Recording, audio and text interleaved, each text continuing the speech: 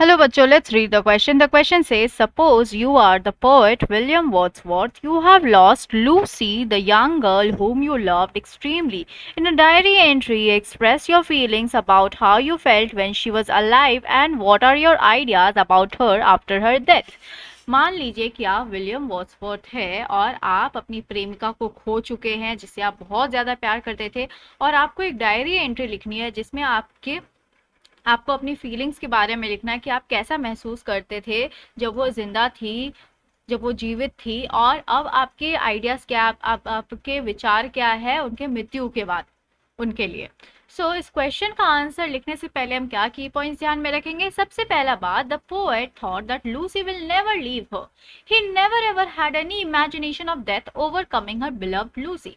जो पोएट है, जो कवि है, वो ऐसा सोचते थे कि लूसी उन्हें कभी भी छोड़कर नहीं जाएंगी, और वो इस बारे में तो कभी सोचे भी नहीं थे, कोई मन में कोई ख्याल ही नहीं लाए थे कि जो मृत्यु है वो उसे अपने साथ ले जाएगा, उनकी प्रेमिका को। Next, he was in shocked and bitter grieved after her death. वो बहुत ज़्यादा शॉक में थे और बहुत ज़्यादा दर्द में थे उनके मृत्यु के बाद, उनकी प्रेमिका की मृत्यु के बाद। Next, but he accept at last that she is no longer alive because she is under the surface with the rock, stone and trees rotating with the earth on its path. लेकिन आखिर में, अंत में, उन्होंने ये मान ही लिया कि अब वो जिंदा नहीं है, लेकिन वो, उनके मन में ये भी धारणा थी कि वो अब धरती के नीचे है, पत्थरों के साथ, चट्टानों के संग, पेड़ों के संग, और वो अर्थ के संग, धरती के संग ही घूम रही है इस ब्रह्मांड में।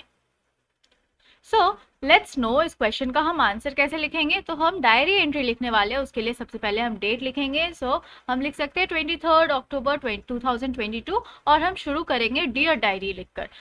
Dear diary, today I realise that Lucy is still part of the nature revolving in the universe.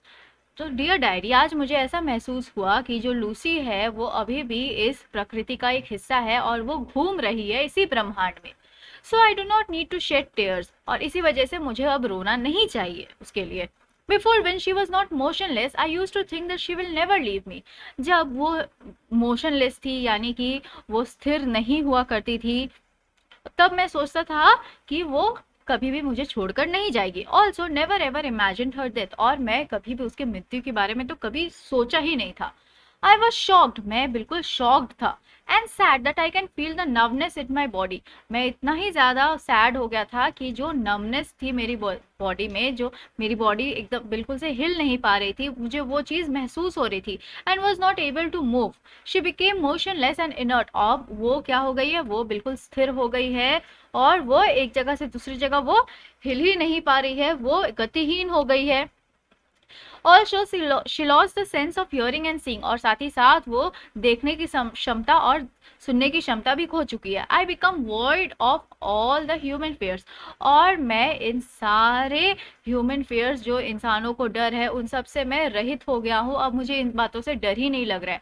At the same time, और सेम उसके साथ साथ, आई फेल्ट, मुझे महसूस हुआ, now she was under the earth surface, अब वो तो धरती के नीचे है। And inseparable from the rock, stones और ट्री, और वो बिल्कुल अलग नहीं हो सकती इन चट्टानों से, इन पत्थरों से और पेड़ों से, वो जुड़ चुकी है इन सारी चीज़ों के साथ।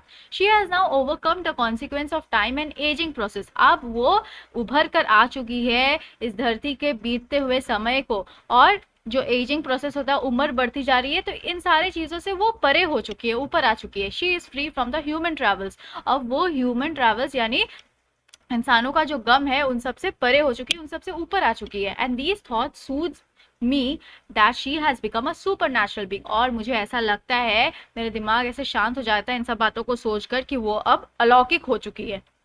हेंस, और इसी प्रकार, she will stay with me for ever, और इसी प्रकार वो मेरे संग हमेशा ही साथ है, वो साथ रह रही है।